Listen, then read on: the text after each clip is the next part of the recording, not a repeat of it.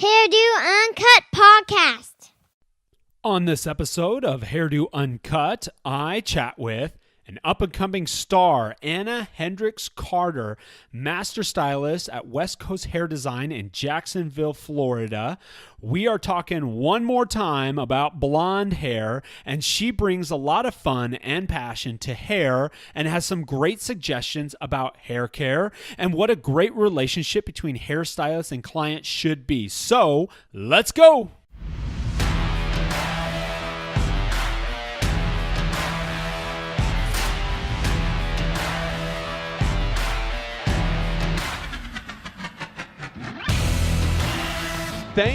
Thank you for making Hairdo Uncut part of your repertoire of podcasts. I am Paulsen J. Healy, your host, and I have another interview today.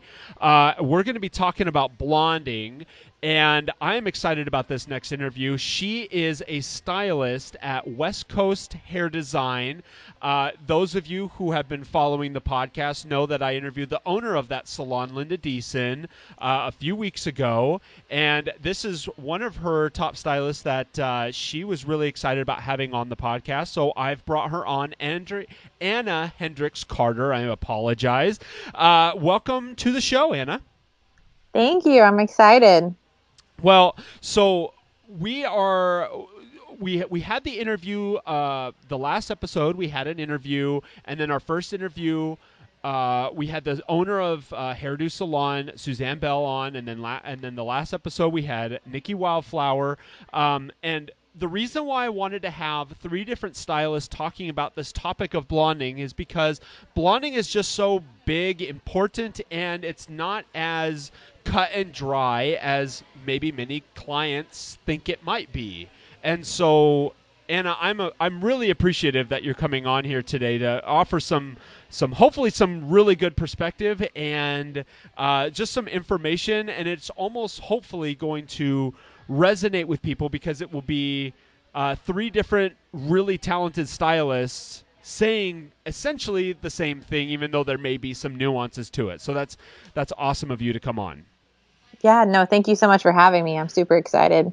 So what I want to do here is we're gonna really try to break down what happens to the hair and the process behind certain services. But first, I want to get Anna's background. So tell me a little bit about yourself, and kind of include what did you do before becoming a hairdresser? How long have you been doing hair? How long have you been at West Coast? All those fun things. All the fun details. Yes. Well, I started doing hair when I was 19. That's when I went to hair school. I had taken a year off previous to that, and my family lives in Europe, so I came here to Jacksonville, Florida. In high school, I think it was my sophomore year. So then I went back to Sweden where my family lives after I graduated, and I took a year off. Essentially, I was going to like a different school there for a little bit, but it was just basically more of a year off. And I didn't know what I wanted to do. I thought I wanted to do women's counseling, but I realized I'm not good at leaving that at the door. I would take it home with me. No, can't do that. No, not even a little bit. That would not be healthy. So I started thinking more, and I've always loved arts, and I've just always been very creative growing up in my family. I was definitely not the studious one. I was the social butterfly that my dad had to ground. So, but so I just started thinking about what could I do and how could I help women still feel beautiful inside and out, but at the same time make a career of it in a way that I didn't feel like I was bringing home burdens with me to my family, just because mentally I couldn't handle that, and I knew that. So I remembered I was like, what if I just do like hair and makeup for women? Because I always feel great when I go to the salon. How great would that be to do that for someone else? So I started asking my friends and what they thought, and my husband, now boyfriend at the time, and he's super intelligent, so I thought he'd probably be like, no, you need to go to college. But right away he just said, I think that's the awesome. Dream crusher. You thought he'd be a dream crusher. That's what you thought. thought. And I was like, oh, I'm so scared to tell him. But the first response he said, he was like, that's awesome. I think you should do that. And I was like, what? He thinks so? So that's a good guy. Yeah, he was awesome about it. So I pursued hair. I went to Aveda. And I started assisting at West Coast Hair Design the same time I started beauty school. And yeah, then my career took off with Linda because she really trained me well. And I pretty much started doing hair because I assisted for about 2 years for her. And then I started doing hair, but then I got married. So we had to move to Okay. Tallahassee because my husband was finishing his college degree there. And I All started working right. awesome salon there for 2 years, had a great experience. But I knew that we were going to be moving back to Jacksonville when he was done. And they knew that as well. Which is kind of a bummer, but great. I mean, it all worked out. And Yeah. Linda took me back with open arms, which I was very thankful for. So I came back here, and yeah, it's been great. So a total of years that I've been at West Coast Hair Design, I would say over the course of my whole career, which is about 8 years, just back and forth. Wow. Yeah, it's a long time. Now, is the rest of your family still in New York, or? No, they're in Sweden. So Okay, now they're in Sweden. yeah, Okay. yeah, they're all in Sweden. So I'm the only one here. Now, do you speak Swedish? I do, yes. Oh, okay. Yeah. You just didn't have, you know what? And I never referenced this, but you didn't have quite An accent. an accent with your English. So I was just like, I wonder if she actually, okay. So that's cool. That's very Yeah, cool. I like that a lot. my dad's a Florida boy, born and raised in Clearwater. So Oh, yeah, so I have like my dad's side family is like Southern, like true Southerners, and then my mom's side is like Swedish Europeans, very European. So gotcha, two different gotcha. worlds come together. And you said something before we move on. I just want to kind of jump back to it a little bit. You said something about when you said that you wanted to be. Oh, geez, I just hit my mic holder, so that's where that sound is. Everybody listening. Do you you said that you wanted to be a women's counselor, but you had a hard time leaving at the door. Now, even though you're a hairdresser, artistic and wonderful, I'm assuming you still get a lot of that opportunity to do that. So how do you do a good job of leaving that at the door when you leave the salon? Do you think it's the artistic side that allows you to kind of leave that a little bit more, or do you just have no drama with your clients? Your clients just have no drama. Oh no, they have drama. Okay. But I think being able to listen, but knowing that I am their listener, I'm not their, like, I don't have to prescribe them anything. Their problem. Yeah, solvers. like I'm not there to Okay. solve it. I'm just there to make them feel better or kind of listen or talk them through it. And I think that helps me knowing that I'm there to make them feel good instead of just having to help them make the next step of what they have to do. I just have to help them make the next step of their highlight and their toning process. Okay. So Yeah. that I think that helps balance I mean, there's definitely nights where I come home and I just like want to vent it all out to my husband and be like, oh my gosh, Sure. like listen to this. And he's like, wow, okay, now it's time to go to bed. And I'm like, yeah. Yeah, let's watch something so I can turn Yeah, my brain off. Because right. if you're anything like me, if I've got a lot of stuff going on that I've had to handle from people, trying to help people out or discuss anything, like my mind is racing, like, oh, how can I help and stuff. So I got to turn on like the TV and just Oh, like let my mind absolutely. like turn off. So I'm assuming you do the same thing, but New 'cause Girl is the best show to make you laugh and decompress. So that's right. that is my go-to. Oh, that's a good one. That's a classic. Yes. So what was really the inspiration though behind becoming a hairstylist, and what continues to be your inspiration going forward? I just really love fashion. Ever since I was little, like my mom said, I used to change my outfit 4 times when I was like 4, a day, just because I wanted to have a different look. And she knew she had a girl because I have 2 older brothers, and a very much girly girl. And growing up, I'd always just loved fashion. So essentially, I always thought I would go into like fashion design. But I am terrible at sewing, so I'm glad I did not do that. And decided that I really liked the outside look of it as well because so much of fashion involves hair and makeup. Yeah. So I think that's what really inspired me because even looking at pictures, like that's the first thing I look at in someone or a model, and the opportunities we have with Bumble with fashion shows and stuff like that. I think that just really like keeps me amped, and that's why I love Bumble products that we work with so much because Yeah. they're all about the fashion industry, and Yeah. it keeps me on fire for it. Oh, that's good. That's good. So that really kind of continues your inspiration going forward, is that that ability and that fashion sense that you get to be in control of that. Yeah, absolutely. Just to be able to create that in the chair and make someone feel great, whether it's, I mean, an edgy haircut or a very like calm haircut, like the two different, a long layered haircut versus a pixie, just so all the different looks, but how you can really create that for your guest in your chair is just such a cool opportunity and experience to go through.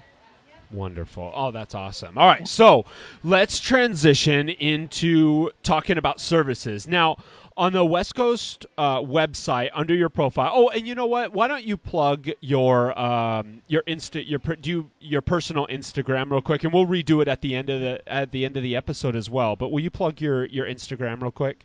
Yeah, it's Anna Carter. It's Is that what you want me to? Sorry. Yeah. So it's Anna with 3 N's, Anna Carter, and that has all my personal stuff on there and some of my hair stuff. But then most of our hair pictures are on West Coast Hair Design, and that's the handle for it.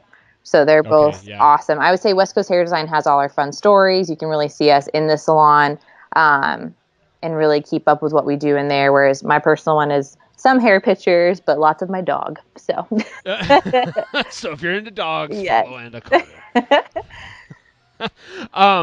And West Coast, you guys are doing so awesome on there, and so their Instagram is wonderful to follow. I've followed it for a while, so thank you. It's very cool. So on the website though, under your profile, it talks about how much you love and specialize in hair painting and balayage, and I mean, what is it about balayage and hair painting that you love so much? It's so relaxing to do. I know. Relaxing? Yeah, I know. So many people think it can be stressful depending on who's sitting in your chair. But I find it just so fun because you look at their hair. It's such a canvas that you just get to start painting these pieces where you get to really choose where they go. Whether it's from the picture they showed you or they just want you to be spontaneous with it and create something that you see beautiful. I just love the opportunity that it can create in someone's hair. I like that response, and it's funny that you say that it's relaxing. The reason why I'm laughing is because it's a very specific. There's very specific placement for. And we'll get more into that, but with balayage and hair painting, it is all about placement, being in the right place. So that's why saying relaxing, I thought that was that was a good answer, but I thought it was also a funny answer because even stylists who like to do it in the salon here are like, oh my gosh, I need to place this in the right place, So anyway. Yeah, there's so much detail to it, a lot. That's detail. right. Yeah, so you got to be detail oriented when you're doing services like this. So, so let's talk about the process and maybe even just your specific process. A first-time client comes in. What is your process to start the appointment? Assuming that they ask for a balayage, what do you personally do before you start coloring? First off, I go over a consultation with them. I look at a lot of pictures with them because sometimes they'll show a picture or two, and of course on Pinterest, it's like a hairdresser's best friend and worst enemy at the same time because of all the filters. Yes. And so I tend to really ask them like a lot of questions on why they like the picture they chose. What is it about it? Because to them, they could see like the brown in the hair and think that's pretty, but you're seeing the blonde balayage pieces. So you just like have no idea where it could be going. And I've learned that the hard way. So that's why I'm saying that. And I think, so that's why I really do like an intense consultation with them now, just to make it easier down the road and to make sure that they don't have like these false hopes or expectations for their hair that we can't achieve that day. I mean, we could later on, but like you can't be silver in one setting. But I think, so that's where I start off with, and then just to see really where they want the blonde to peek through, if they're really just wanting it super soft and subtle, if they want it high up around their face, because some people do want that and then others don't, and it's almost more of the balayage look, but kind of going back to the ombre. Yeah. So that's my biggest start with them, is just making sure that I'm going to place it exactly how they want it, and if they want it more of a bolder balayage or they want just that subtleness going into it. Yeah.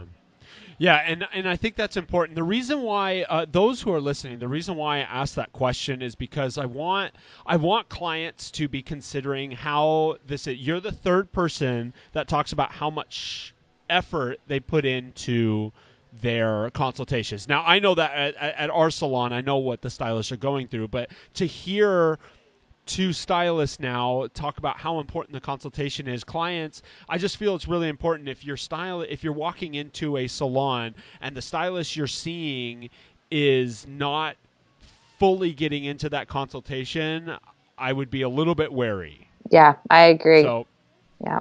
so just that, and that's why I love hearing that, and that's why I asked that question. Talk about placement. Let's talk about whether you are painting or foiling. Now, do you have a preference between painting and foiling, like a balayage? So recently what I've been kind of playing with is doing like painting the hair open air pieces, Okay. but then also doing some teasy highlights in between. And that's Okay. been like giving me all sorts of new excitement because I feel like the dimension you get with that and the lift is huge. But it also just depends on how blonde they want to be. If they are looking to be like 3 shades lighter, well, I definitely will put them in foils Yeah. because otherwise you just never know with the open air what it's going to do. And I've learned that from multiple times before in the beginning, just because I thought it would lift, 2 or 3 levels and it would only lift like zero point 0.2 of a level. Yeah, no, yeah, and that's something because people come in and they want that almost that open air experience because it looks great on Instagram, but Oh yeah, then the stylist is like, well, you can get it. It's going to be really really soft because I can't lift you very high, and so you're going to have more, and so people are like, oh, so then they put it in foils, but I think it gives you guys more control. I'm assuming. absolutely. Yeah. And then you can watch it. I mean, I checked them multiple times with it on. Um, Open air, you can't see as much. I feel like of what's going to happen, it can look a certain way, and then you start rinsing, and you're like, oh man, that should have been on for like 20 more minutes. But when you see it, you're like, oh, this is gonna be beautiful. It's gonna be perfect. But that, thank God for toners. But I think a lot of times the open air, it is such a cool look. But then, so if they want that subtleness in there as well, it can be great to do an open air balayage pieces as almost Yeah. the low light in there as well, because it's not going to lift as much. And then by combining it with teasy lights, you're going to get that pop of blonde with a Yeah. softer dimension to it. So that's my Awesome. So what is, and you're talking about a lot of different techniques to get it. Is that what makes placement, especially when you're learning how to do these newer blonde services? Is that what makes it difficult? Like where to place it and how each technique is going to affect it, or what makes placement so important and what makes it difficult? And how have you transitioned that into making sure when somebody sits down, it's easy for you to understand exactly what you need to do? Well, it's funny because I had one of those today actually, where it's like there's so many new techniques coming into the industry, which is awesome because then it keeps us new, it keeps us fresh. But with balayage, if you just want hand painted, it isn't going to be as bright with the open air. And I have a lot of blonde clients that come in that even though they're a dirty blonde at the root, their blonde won't lift if they have natural hair sometimes because that's like the hardest hair to lift sometimes. Yeah. Um, Okay. so, for instance, my client today that came in, she wanted that pop of blonde around her face, but she's a nurse, so she has a really intense schedule. So to get her back in is hard. So normally she can come in about every 6 months for the all over color again of balayage. Okay. So I did open air pieces all around, but then in between around her face because she loves when she pulls her hair back. Everyone wants that blonde. They don't want that dark root with the blonde ponytail. I mean, some people do, Okay. and Yeah. if you do, that's great. So what I've been incorporating recently is just really doing those soft baby highlights around their face. Yeah. Then, so starting, I do about 2 or 3, and I just really weave it in there very naturally with the hairline. So that way you don't get like a lined growth out because no one wants that because 2 weeks later it'll be there and they'll think, oh crap, I didn't get what I wanted. So I do it very soft around their face, and then I start painting probably about 2 inches back from Oh, their interesting. hairline, and Okay. I'll start on their heavier part. So I always start in the front, and just work with that. For instance, this client today, she had a very heavy side part, so I definitely had to focus on that part first because If not, I feel like it's just, if you start in the back, it's all the lightness is going to go there. Yeah. So yeah, That's awesome. yeah, so I did baby lights around the face, and then I painted certain areas, and then a few of the teasy highlights where I just teased up a little bit at the root so it wouldn't have a line. And then I do the same thing I do with open air painting, but then I just put it in a foil and I just really rub it in between the tease parts.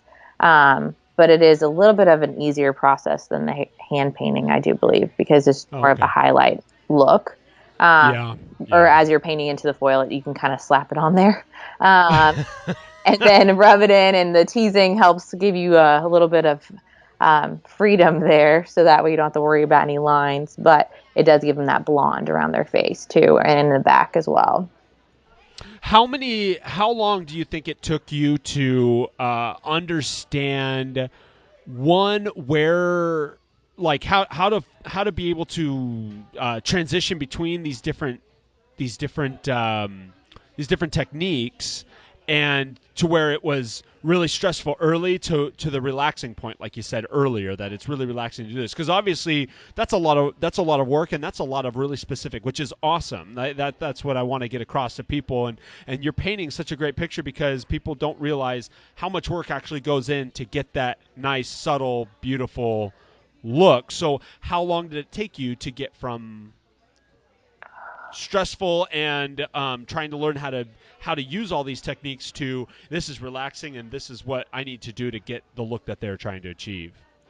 Oh, it probably took, honestly, these past 3 years being back in Jacksonville. I would say this last year has just been a lot easier with it, and just where it's like I just get excited when I see a balayage on my book, and almost and sometimes we do double book, just depending. Like tomorrow, I have a new client that's been waiting a couple months to get in, so I made sure no one was like booked around her, just so she could get my full attention. And she has a lot of hair, so that way I can just really zone in and make her feel just absolutely beautiful with it, and not be thinking I'm stressed or anything like that, because that's the worst thing you want to do to one of your clients or your guests in your chair. But Absolutely. In the beginning, it was stressful because, I think about 3 years ago, a lot of us were doing it with a board. We would paint hair with a board, which was cool, and some people still do that. But I would never, and I think it takes real art with that, because I would always get a line, and no matter what I did, it was like there was always a line with a board. And so I remember one day, it was at the salon I worked at in Tallahassee, and there was a lot of us working there, and I think everyone was using one of the painting boards. And I was like, well, crap, I don't have any, like, what am I going to do? So, and I didn't have gloves, and I just painted the girl's hair with my bare hands, and I just rubbed it in. My hands were burning, and I was just like smiling away. I was like, I hope she likes her wine, because my hands are on fire right now. And so I just remember being so stressed out. But then it was the most beautiful balayage I had ever done. And still being a younger stylist, I was like, wow, I just did that. And that was so much easier than the board. And I could be so much more creative. And so from that day on, I felt a lot more confident with it, and realizing that you can be so creative with it without having to overthink it. And then when I moved back to Jax, that's all I was getting in the beginning was balayage after balayage. And I was like, okay, so, and some clients walk in with black hair and black box dye, and you're like, oh no, like this is not going to work. And you want color correction time. Yes, exactly. And you want it to work. And this is before my consultations were really strong. So I wanted them to be hopeful, but then I realized that there was no hope. But it just took a long time to get there. So I think, what I really learned was just, again, going back to the consultation and really focusing on that, and realizing once I've really talked it through with them and they understand me and I understand them and what they want, that's what makes it relaxing, because you've really communicated through that and you've repeated the words to them that they've said to you, because that way, I mean, if there is like unhappiness, everybody's on the same page. Yeah. And so I think that's where the relaxing comes in. And just after a longer time of doing it, I mean, people have been doing it for 45 years, but yeah, I'm still learning. But I think it's definitely been a lot. This year's been the deal breaker for it. Yeah, and one of the things that, I mean, Linda has said this. She told me in an email. She was like, Anna is an up and coming star. She had such great things to say, and it's really showing in how you and everything that you're breaking down from this standpoint. Now, when it comes to finishing this lovely work that you've been doing, toner use, conditioning, bonding protection, do you use any of these finishers, and what is the benefit for the client's hair?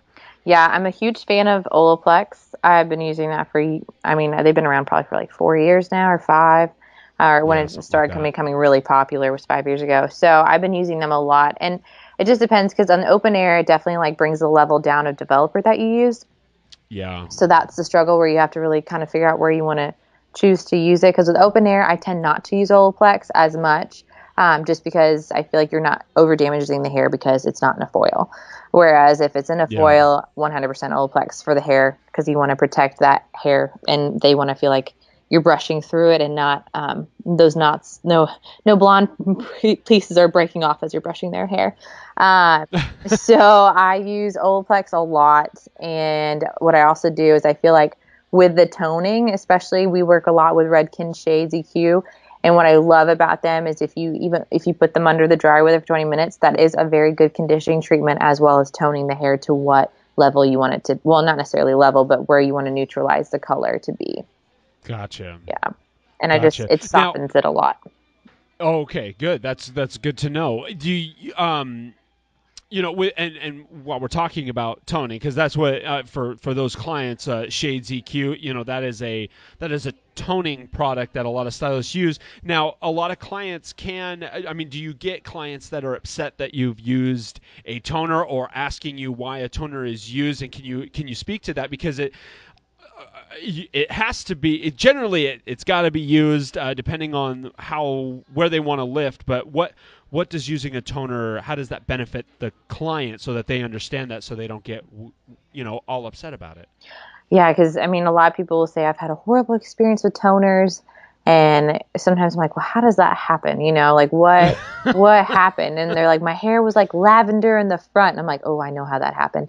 Yeah. And so you had to sit back and think, okay, like what was their horror experience to where they're totally against it, and how do you win them back? And then it's like the two words of toning and glossing. So glossing, I feel like clients don't really understand quite what it is. So like, yeah. They don't think twice about it. Whereas if you use the word toner, it's like they jump out of the chair. So I've learned that that. word placement. We're gonna gloss it. Yes. Oh, that sounds fancy. Right? So they're Yeah, like, but it's a toner. absolutely shine. And I'm like, shine and neutralizing, yes. So for me, I think it's just how I use that word control. And I screw up with it all the time. I'll be like, I'm mixing a toner. I'm glossing you. And they're just, they freak out sometimes. A lot of my clients know now that I always do that. So I don't really struggle with it as much. But in the beginning, they would tell me their horror experience. And I tell them, well, especially living in Florida, we have all the limestone in our water and it really affects our hair. And I think it's really hard to be a hairdresser here because getting someone blonde is easy, but keeping them at a beautiful blonde is difficult. Yes. So that's our struggle. And I'm sure that's like so many places in the U.S., but especially down Yeah, here. well, right here, Arizona's got super hard water, so Yeah, it's not fun. It cannot be fun. Yeah, and it's like they get mad at you, but it's really the water. And I'm like, get a softener or get this, but that's expensive. So take some Yeah. products home and care for your hair. Exactly. I'm like, buy 20, please. But so I think a lot of times I have to go in and explain to them how to neutralize any yellowness, any orange, and it just blends the color together. I feel like it's like sealing the deal. And so once I have to explain that to them and kind of go over the chemistry of it, and even sometimes I don't feel like I explain it very well, I feel like they become more comfortable with it as long as you're, like, once again, consulting it with them and making them feel good. Sometimes I don't even tell them that I'm doing it because it is part of the service. And yeah, that's true. That's true. That to me, I'm like, if I'm going to create this picture for you of what you want in your hair, this is what comes with it. So if you fight me on this, you're not going to get the hair you want. Right. Well, and you bring in a picture and you look at it and they're like, you just realized that they used a toner to get her to this hair to what they wanted. So exactly. Yeah. Like my client that was in today, she has really yellow on the ends because she swims a lot in the pool and she's at the beach too. And then being a nurse, it's up from everything during the day. So it just gets pulled on and it's just a little rough on the ends. So I really wanted to create a sandier blonde for her. And to do that, you had to add, a little bit in the Shades EQ. They have the 9V, which is like the 9 Violet, which sounds terrifying, but it just neutralizes the blonde and creates a nice finish to it. But also I mix in other tones to it as well to create that sandiness. But when I tell people, and when I tell other stylists that I work with a lot, getting scared with using the toner, the beautiful thing with hairstyles is we can use other products and to kind of tone it out as well. So it's just very soft and subtle to give you the conditioning treatment. But we add a thing called clear that really helps dilute it. So it's not like we're going to lose control of it. I feel like, and that's what the client needs to understand. We have total control of their hair. And we're not going to, just screw around with it. We're going to really make sure that it doesn't sit too long. It doesn't turn to a funky color, and that we have all eyes on them. Right, and to that point, because you have that kind of control, we had an episode where we talked about not only trusting your stylist, but clients doing research on your stylist, because for better or for worse, the stylist has control of what's happening. So if they're either inexperienced or they're not training themselves, that can go very, very sideways. Just like you said with the person who came in who had lavender up in the front, that stylist had complete control. But when you, as a well-trained stylist and very dedicated stylist, and other stylists that I know, that type of control is good, because you guys know exactly what you need to do and are going to achieve what the client wants. So just wanted to reference back to that episode, because it's just important to find somebody who knows what they're doing, who has a great track record and evidence of how good they are, versus, over filtering to cover their mistakes, and some who have that control and aren't spending the time actually educating themselves. So absolutely, just a little side note before we move on to the next question. How is the process? So we kind of talked about what it's like for a new client to come in. How is the process different for somebody who's touching up? Now, I know that you said that, you'll have clients come in every 6 months to get everything done again. So how is that process different when you're touching them up, and what are your suggestions to them in between appointments? I recommend, because, the wonderful thing about balayage, you could go 6 months and it still looks awesome. But in between that, with Florida water, it can pull brassy, it can start to really kind of get that orangey tint to it, or just that penny copper look. And so we call it the Balayage Refresher. And so a lot of times I just recommend that they really come in for like a gloss treatment 8 to 10 weeks after the balayage. And they can, so really like a toning treatment, and they get a gloss, and it just really makes the hair look rejuvenated. And it looks like you pretty much you redid the balayage without having to do it, because it seals back the color, it gives it shine, it takes out any unwanted tones that they didn't want in there, and then you give them a nice trim, and it just like makes their hair feel so much more majestic again. So that's what I normally recommend for my clients. Just come in and 2.5 months later, and and that's a lot less expensive compared to the full price of the balayage.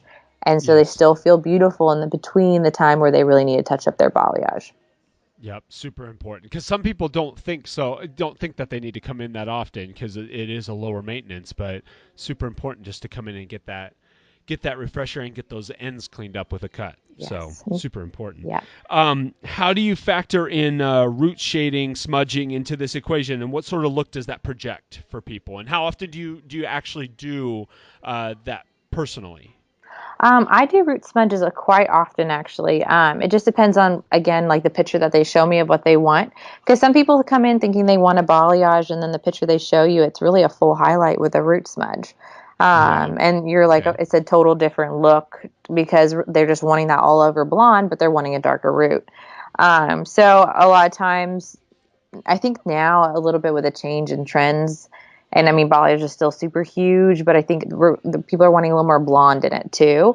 So a lot of times I get people wanting basically a full highlight, and then I will go in, so I'll full highlight with them, put a ton of foils in, maybe even some teasy lights in there too, just depending on what I'm doing, and some open air just to give it some more dimension.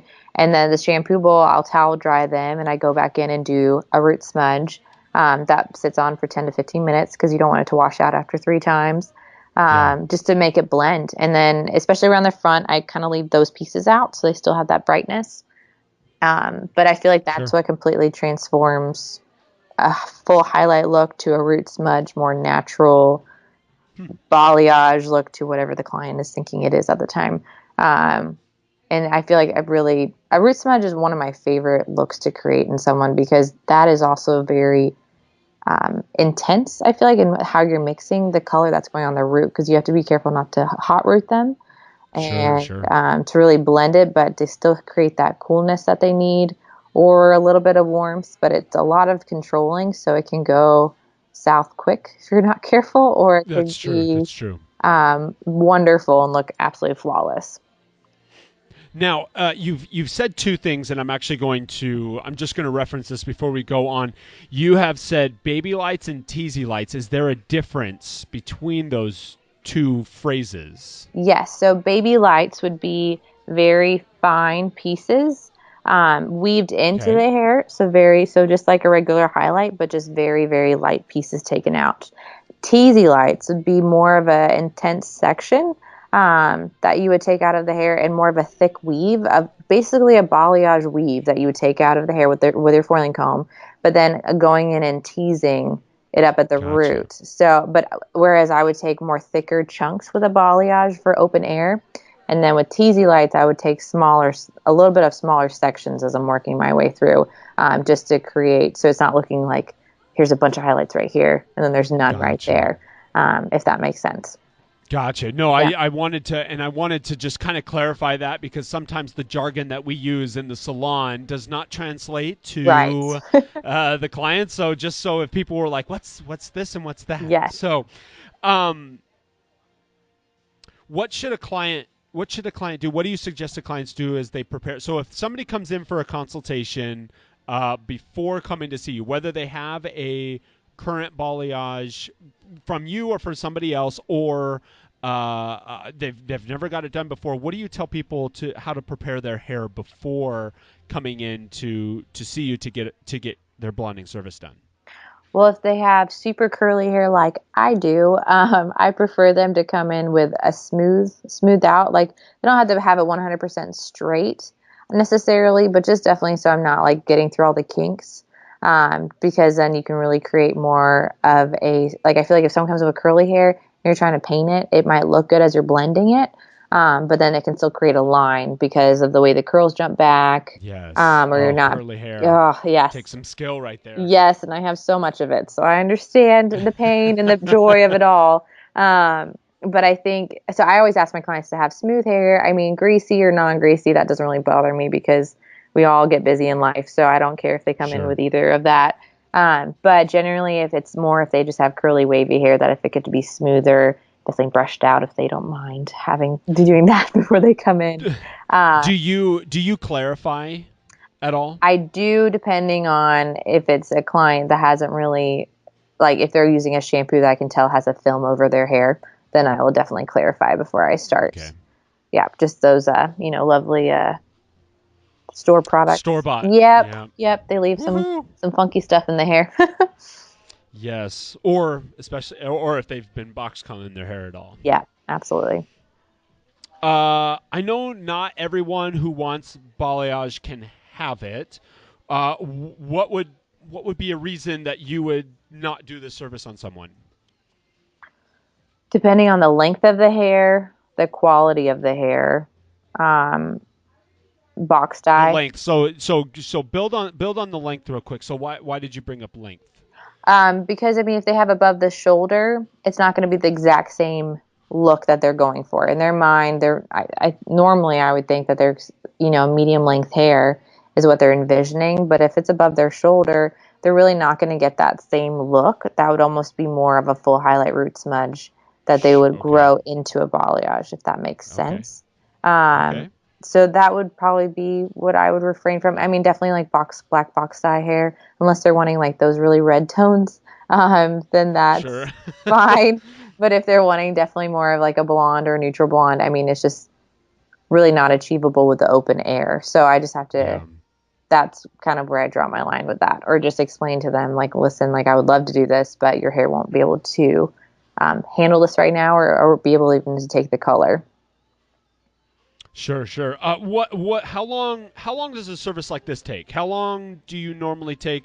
Best and worst case scenarios. Best case scenario, they're out the door in an hour and 45 to 2 hours. Worst case. All right, Speedy Gonzalez. Well, this is thanks to Linda. I have lots of training. And when I came, she blew up my books with a full book of balayages, man. So it was awesome. But, and then with the worst case scenario, I mean, I've been in there, oh, geez, I think one client took this was bad, 6 hours one time. Yeah. Yeah. I mean, No, and I really asked that question, and that's not a slight and a poor reflection of Anna. I just want of you. I don't want people to get that wrong. That Right. really is dependent on the hair that comes in. Yeah. What state is the hair in, and what look are they trying to achieve? Because that quick hour and 45, 2 hours, that's again best case scenario. Absolutely. We normally go, depending on, because of how the water is and how people may be taking care of their hair in between. Normally ours is between 3 and 4, just kind of depending on as a normal set. Best case 2 hours for sure. Worst case, 6, 7 hours. Yeah. Yeah. Which will be beautiful at the end of the 6 hours, but Oh, that's true. yeah. And it feels good when it's done. You're so proud of yourself. But, yeah, I'd say, normally we tell our clients on the phone, 2 to 2.5 to 3 hours is how long you'll be in there. And it could just vary on how you come in, what your hair does, if it rejects us or what's going on with it at the time. Yeah. Yeah. Yeah, and now that I'm thinking about it, and especially if it's really blonde, more time. A lot of our touch-ups are, like you said, 2.5 hours. When we're touching up that balayage, when we're touching up that ombre. Yeah. Not gonna have to spend quite as much time putting in things. So maintenance and upkeep. What do you tell clients? What are some best practices? What kind of a commitment is the client getting into when they get these blonding services, especially if they're darkening or smudging their roots? Normally I tell them that they're going to be seeing me about every 2 to 3 months with stuff like that for upkeep. Sometimes even 6 weeks is what I recommend for a lot of my clients. And if they're coming in with this picture, I tell them a lot of times, this is not low maintenance. This is high maintenance with a root smudge, because that's growing out. It definitely fades out really quickly. So sometimes they're coming in every 4 weeks, and depending on if it's a gray coverage or not, that's involved with that look that they're trying to create. Awesome. What cocktail? Do you have a cocktail that you normally suggest to people? Hair product wise, with Yeah. Bumble. Yes, I'm a huge fan of the Hairdresser's Invisible Oil Primer. That is my... It's a great line. Oh, yes, that is my dream. It's a great line. And I have curly hair, so I think that's why I love it even more. But I always recommend that, especially for blondes, because it gives that moisture, the heat protect, and the UV protect, and everything in it.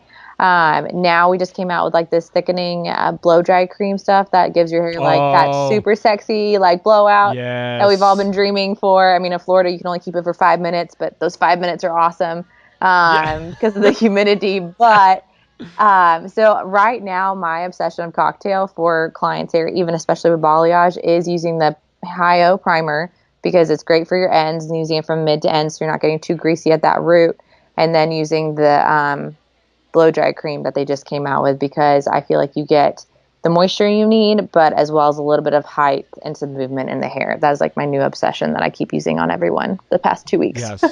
No, that's a good cocktail. And for those of you, don't forget to spend the extra money and get a good shampoo and conditioner. Listen to your stylist, get a good shampoo and conditioner along with those styling products, and your hair will be happy. Absolutely.